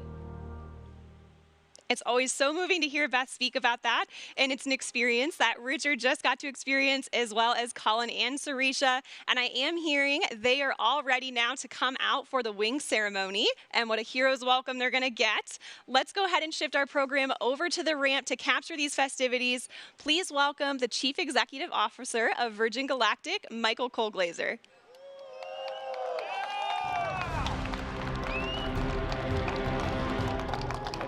Guys.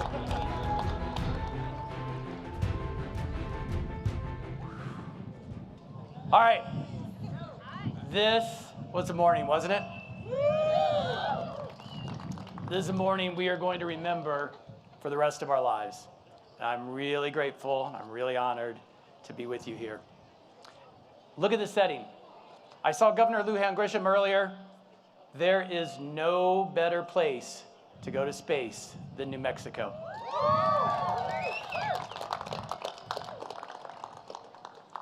There it goes. I'm still kind of speechless from it all. How about you guys? It is there. Well, we did something incredible today. is years in the making, almost a couple decades in the making. It couldn't have been done without the hundreds of people, over 1,000 before we got through with everything getting done here. And just a congratulations to the team. For all of you who are watching online, you'll see a few of us on stage, but this was made up by thousands, and we're incredibly thankful to this team. So great job, everybody.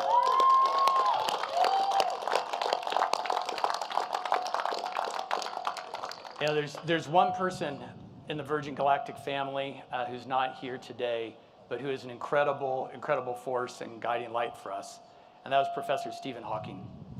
And Stephen Hawking was an inspiration to many of the team at Virgin Galactic. He was an inspiration to Richard through the years, and many people don't know, but Stephen Hawking actually named our spaceship Unity. He's an incredible person, and at a moment like this, I think the words that should introduce our astronauts should be the words that Stephen Hawking himself spoke in 2016 when we rolled out our spaceship Unity. So with that, if we could please hear from the amazing Stephen Hawking.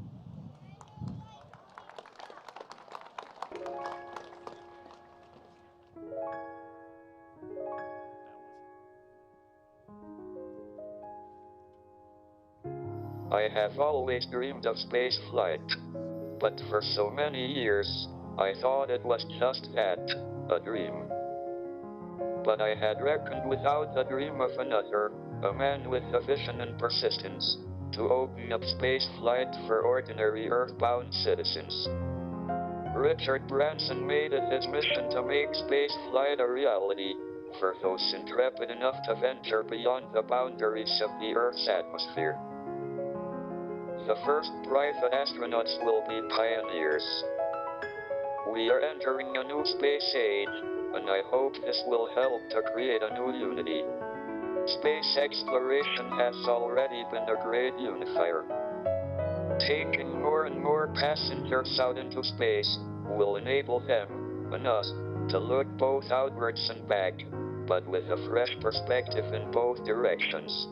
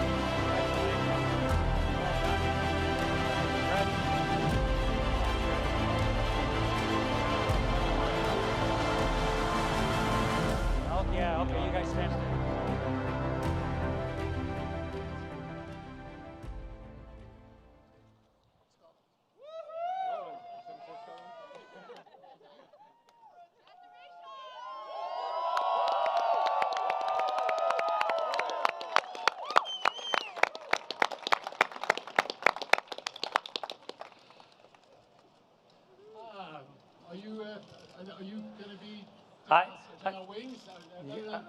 I'm sorry. I was told. Sorry. Everything. I was upside down a few minutes ago, so excuse me. Anyway, what a day, what a day, what a day, what a day. And I'm not sure whether Stephen Hawkins' words have played, but it was such an honor knowing him and such an honor having him as an astronaut. He decided to go up there before us, but it's lovely to still have his words with us. Incredible honor to have Chris Hadfield with us. You will all remember his beautiful playing of a guitar from space. Give him a round of applause. Thank you. Congratulations.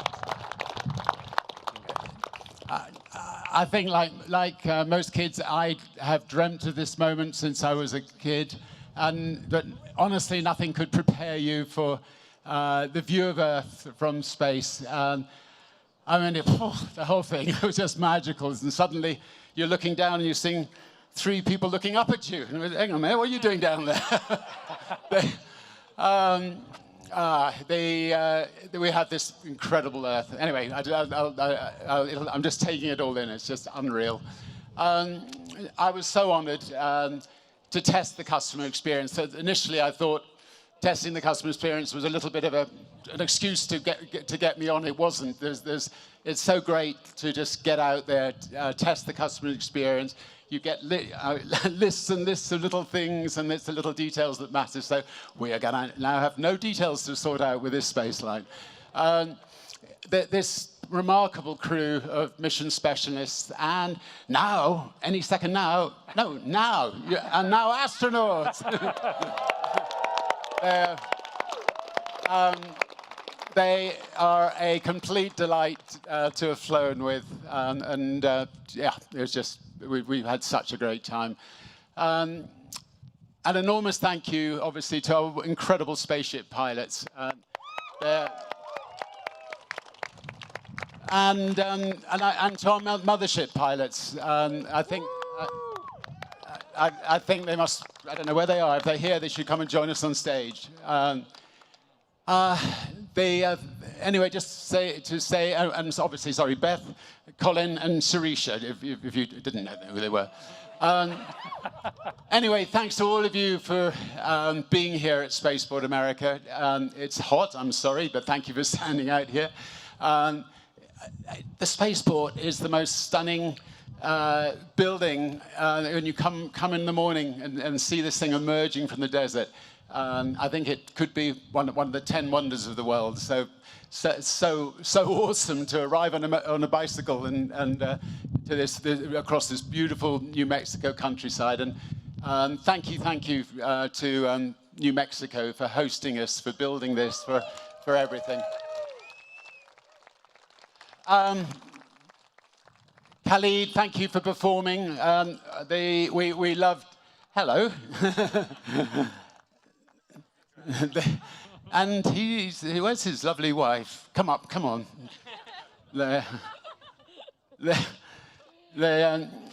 Right. He's had quite a month. Stand by him. Yeah, this beautiful new baby will be born this month, and this beautiful baby was born a couple of years ago. And thank you for letting him come with us. I just would also like to thank my wonderful, beautiful wife, Joan, who's hopefully here somewhere. Yeah, we've been lucky enough to have been together for, where is she? There, for 45 wonderful, wonderful years, and we've been very, very blessed. And we've got Holly and Sam here, our grandchildren, and pretty well everything. Lots of friends. Sadly, none from England. So to you, we'll get you out here one day. But love you lots, all of you. And just finally, I know I said it from the spaceship, but I just want to say thank you to every single person who has believed in Virgin Galactic, the team who have worked so hard to make this dream come true. Love you all. It's 17 years of painstaking work, and the occasional horrible down, but by and large, ups with it, and today was definitely the biggest up. So thank you, all of you. Love you all.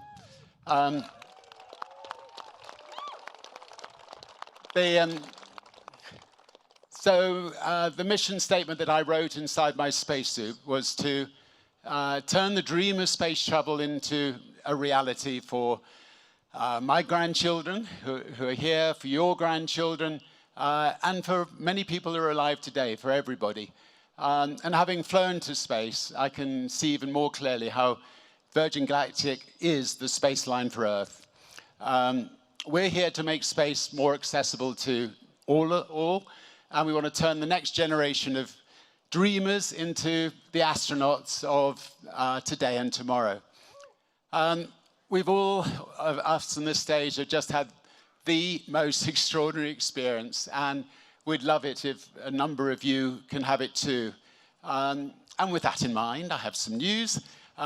So today, Virgin Galactic is thrilled to announce that we have partnered with Amaze to open space for everyone. So if you go to amaze.com, I think /space to enter, you have a chance to go to space. And every donation supports a charity called Space for Humanity. And you'll be entered into the Amaze sweepstakes for the chance to win not 1, but 2 seats aboard one of the first commercial Virgin Galactic spaceflights. And with my Willy Wonka hat on, a guided tour of Spaceport America given by yours truly, and I promise lots of chocolate in the factory. I mean, the exciting thing about this is that if enough people all over the world participate, it just means we can just keep on, the charity can keep on doing tickets for people. So it's a lovely sort of self-propelling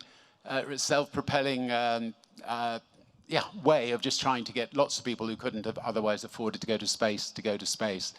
So just imagine a world where people of all ages, all backgrounds, from anywhere, of any gender, of any ethnicity, have equal access to space. And they will in turn, I think, inspire us back here on Earth. If you've ever had a dream, now is the time to make it come true. And I'd just like to end by saying, welcome to the dawn of a new space age. Thank you. Let's do pins. You can keep that. Okay, thank you. Let's do wings now. It has been a tremendous day here in New Mexico.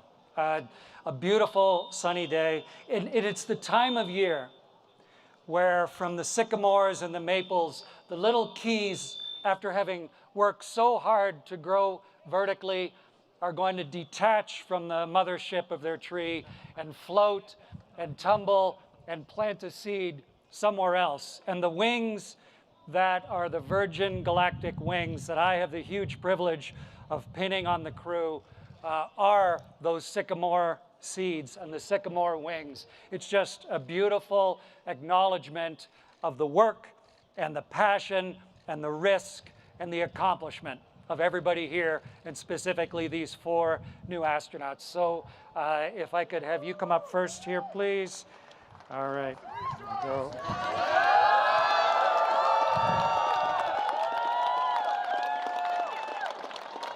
Everybody, Sharisa Bandla, astronaut!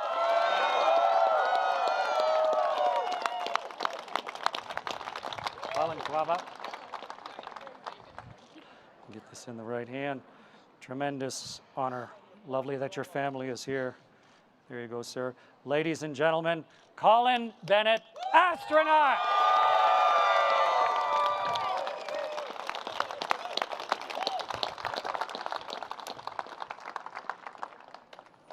Ready? Yeah. Stretch across. There we go. Get the magnet secure. All right. And as part of the historic Unity 22 flight, ladies and gentlemen, it is Beth Moses, astronaut.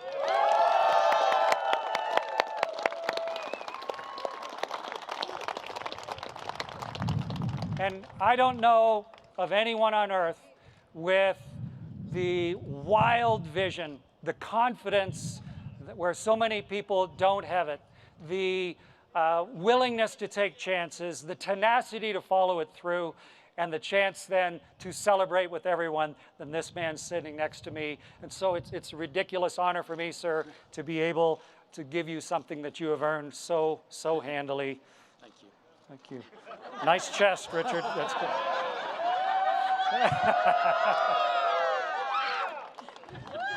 Ladies and gentlemen, this here is Sir Richard Branson, astronaut. Congratulations.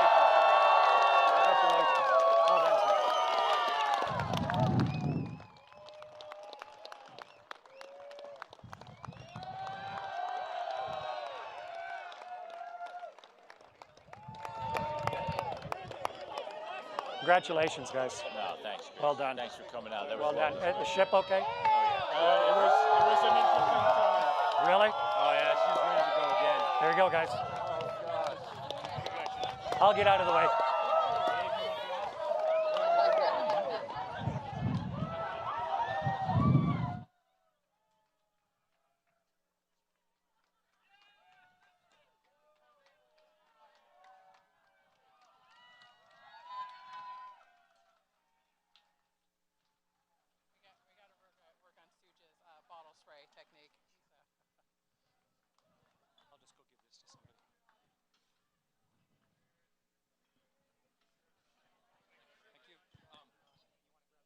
Yeah, I'll grab that.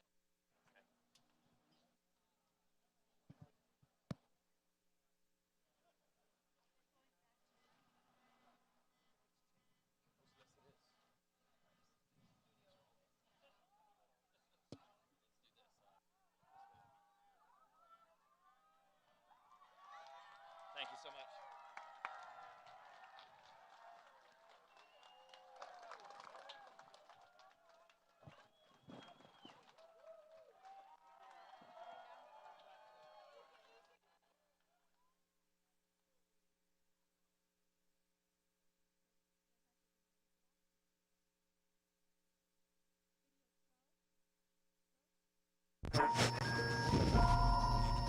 We are an island, surrounded by oceans of land, desert land, mountain land.